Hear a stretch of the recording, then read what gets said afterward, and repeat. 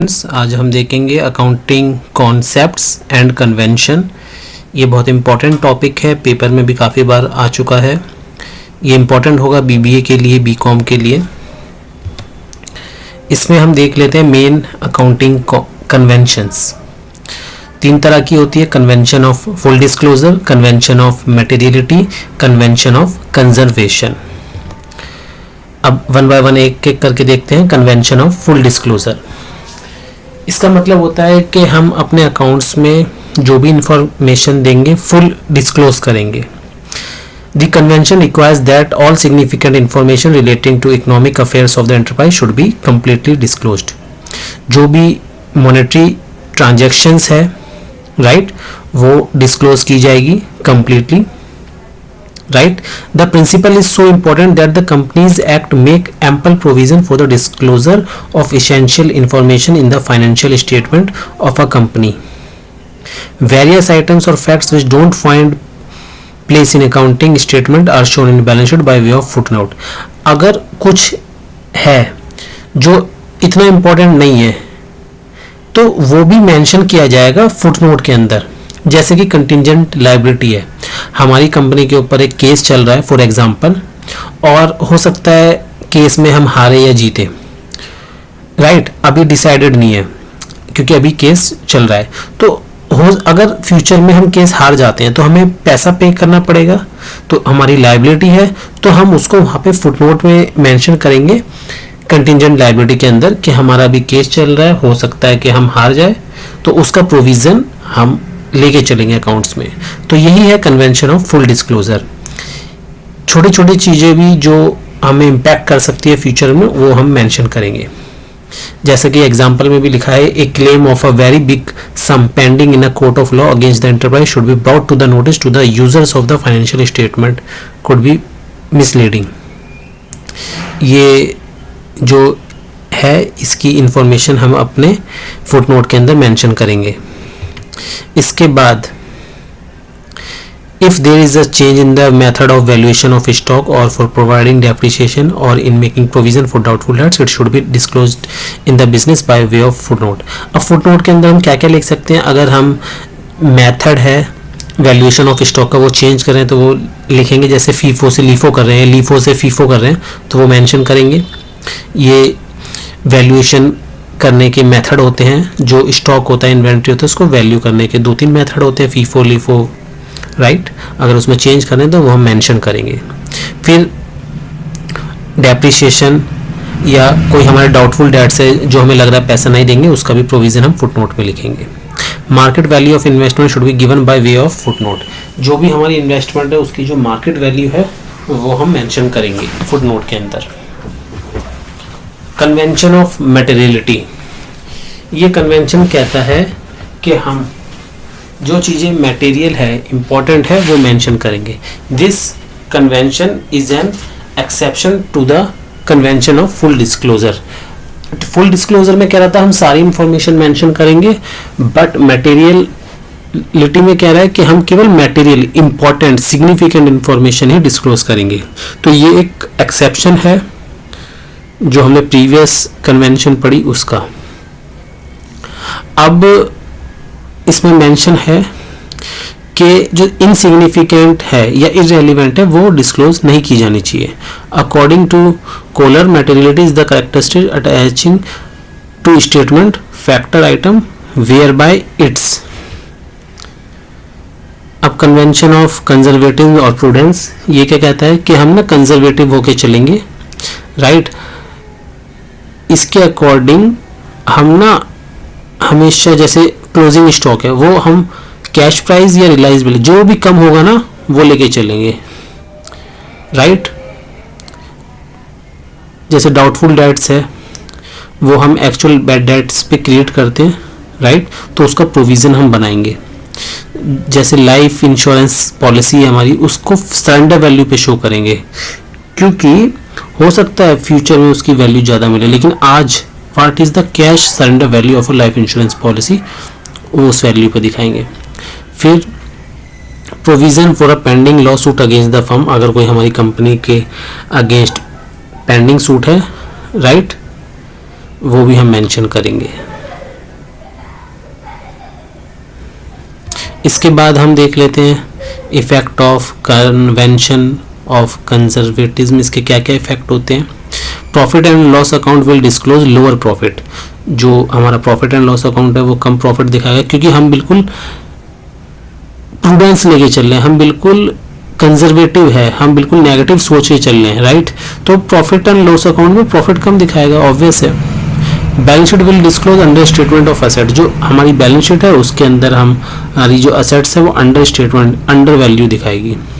And over statement of liability in comparison to actual values. और जो हमारी liability है वो बढ़ के दिखेगी, ये इसका इम्पैक्ट होगा। Then we have business entity concept. इसके अंदर क्या होता है, सेपरेट लीगल एंटिटी है, जो हमारा बिजनेस है वो सेपरेट है, जो उसके ऑनर है वो सेपरेट है in the eye of law, right. Owner of a business is always considered as distinct and separate person from the business he owns, right. तो बिजनेस अलग है और जिसने उस बिजनेस को स्टार्ट किया जो ओनर है वो अलग है in the eye of law, दोनों अलग अलग पर्सनैलिटी है। इसके बाद मनी मेजरमेंट कॉन्सेप्ट। अब जो चीज़ें मनी टर्म्स में रिकॉर्ड हो सकते हैं केवल वही मेंशन होगी। इसका एक एग्जांपल है, एक शॉपकीपर है, वो बीमार है 10-15 दिनों से, वो उसने शॉप ओपन नहीं की, उसका लॉस हुआ, लेकिन ये रिकॉर्ड नहीं की जा सकती क्योंकि ये मनी टर्म्स में नहीं है। तो हम वही ट्रांजैक्शन मेंशन करेंगे जो मनी टर्म्स में रिकॉर्ड की जा सकती है। अब अकाउंटिंग प्रिंसिपल को दो पार्ट्स में डिवाइड किया जा सकता है, अकाउंटिंग कॉन्सेप्ट्स या अकाउंटिंग अजम्पशंस या फिर अकाउंटिंग कन्वेंशंस। अब जो अकाउंटिंग कन्वेंशन है, राइट, उसको फर्दर 3 पार्ट में डिवाइड किया जा सकता है, going concern concept, consistency concept and accrual concept. अब एक एक करके देख लेते हैं। गोइंग कंसर्न ये है कि हम जो भी बिजनेस स्टार्ट करते हैं वो ये सोच के करते हैं कि लॉन्ग टर्म तक चलेगा। हम कभी ये नहीं सोचते कि साल में 2 साल में इसको बंद करेंगे, हम सोचते हैं लॉन्गर पीरियड ऑफ टाइम ये हमारा बिजनेस कंटिन्यू करेगा। कंसिस्टेंसी का कॉन्सेप्ट क्या कहता है कि हमने जैसे एक मेथड ले लिया, फॉर एग्जांपल डेप्रिसिएशन का मेथड होते हैं SLM, WDV, straight line method या रिटर्न डाउन वैल्यू मेथड। अगर एक हमने अडॉप्ट कर लिया तो वही हम लंबे समय तक यूज़ करेंगे, राइट। ऐसा नहीं है हर साल हम चेंज कर रहे हैं, क्योंकि हर साल अगर हम चेंज कर देंगे तो कंपैरिजन में बहुत प्रॉब्लम आएगी, राइट। तो ये कंसिस्टेंट रहना चाहिए ईयर टू ईयर। जब कुछ बड़ा मेजर है जब ही चेंज होगा। Accrual concept. In accounting, accrual basis is used for recording the transaction. It provides more appropriate information about the performance of business enterprise as compared to cash basis. Accrual concept applies equally to revenue and expense. तो हम accrual basis पे mention करेंगे अपने books में transactions, right? Cash basis पे नहीं करेंगे। अगर हमने आज सेल कर दी है, भले ही हमें उसका पैसा नहीं मिला, लेकिन सेल हो गई है ना, पैसा आज नहीं तो कल तो आ ही जाएगा। तो ये एक्रूअल बेसिस है, इसको हम रिकॉर्ड करेंगे। कैश बेसिस क्या होता है कि जब कैश आता है जब भी हम रिकॉर्ड करते हैं, राइट।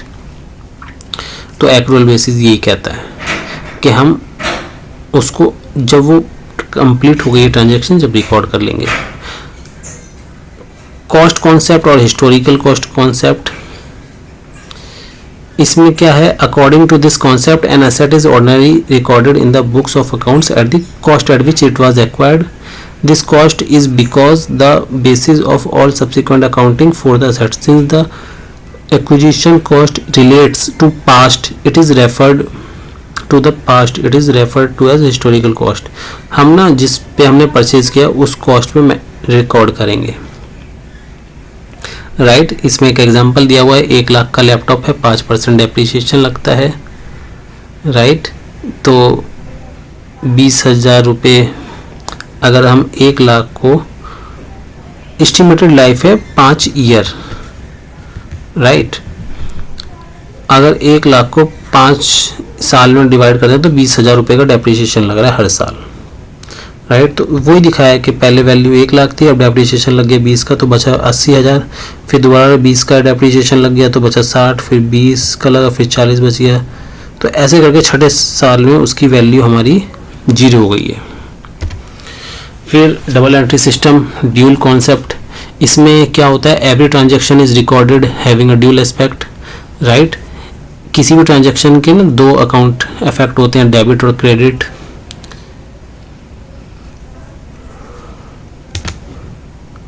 अब इसमें रिवेन्यू रिकॉग्निशन या रियलाइजेशन कॉन्सेप्ट है।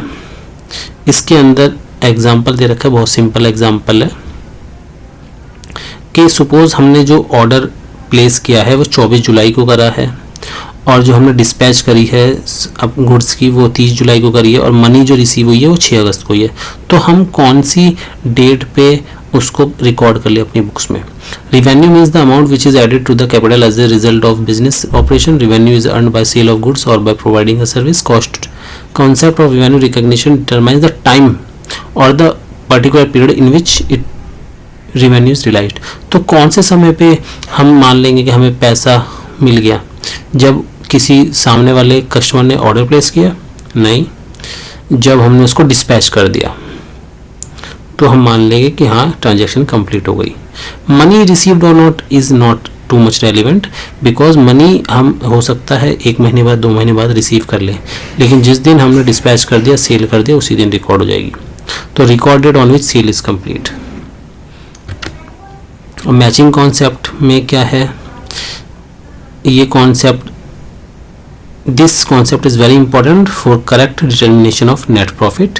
According to this concept, in under mining the net profit from business, all cost which are applicable to revenue of the period should be changed against the revenue। अब इसमें एक example दिया हुआ है कि हमने purchase किया है 10 यूनिट्स को 10,000 रुपये पर यूनिट के हिसाब से। 10,000 यूनिट को 10 रुपये पर यूनिट के हिसाब से तो कितना आता है, 1 लाख रुपये हमने खरीदा हुआ, ये परचेज किया था हमने, स्टॉक है हमारा। जब हम सेल करते हैं 4 यूनिट को तो 200 रुपीज़ पर यूनिट सेल करते हैं, तो हमें 80,000 रुपये का 20,000 रुपये पर यूनिट के हिसाब से बेची 4 यूनिट, तो 80,000 रुपये हमें इनकम हो गई। ठीक है, और हमारा जो खर्चा हुआ था वो टोटल 80,000, राइट।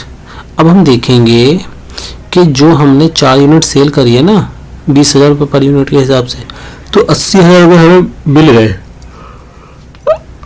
अब हम 4 यूनिट की कॉस्ट देखेंगे, क्योंकि यहाँ से पता चल रहा है कि 1 यूनिट की कॉस्ट 1,000 रुपये है, तो 4 यूनिट की कॉस्ट 4,000 रुपये होगी, राइट। अब उसने लिखा है ना 10 यूनिट की कॉस्ट 1 लाख रुपये, यानी 10,000 रुपये पर यूनिट कॉस्ट है। अब सेलिंग प्राइस हम केवल 4 का ही निकालेंगे, 10,000 रुपये पर यूनिट है, 4 को 40,000 रुपये, और हमें मिला कितना 80, तो 40,000 का प्रॉफिट हो गया। You cannot compare 4 things sold with 4 things profit. You cannot compare 4 things sold with 4 units profit. तो जितना हमारा सेलिंग प्राइस है वो कितनी यूनिट को बेच के आएगा, उसी के अकॉर्डिंग कंपैरिजन होगा। अब इसके बाद मैचिंग कॉन्सेप्ट हो गया हमारा कंप्लीट। अब देख लेते हैं अकाउंटिंग कॉन्सेप्ट और अकाउंटिंग कन्वेंशन में क्या डिफरेंस होता है।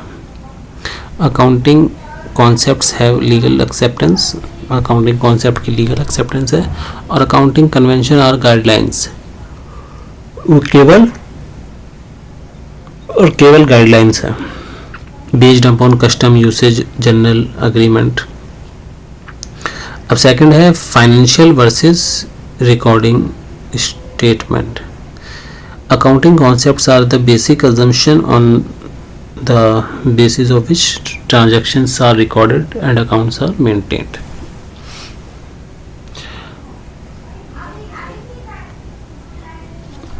और यहाँ पे है अकाउंटिंग कन्वेंशन में, accounting conventions are followed in preparing profit and loss account and balance sheet. अब इसके बाद हम नया टॉपिक देख लेते हैं। टॉपिक सेम है लेकिन पॉइंट अलग है। तीसरा पॉइंट है significance. Those are the uniform set of rules used thoroughly unfollowed।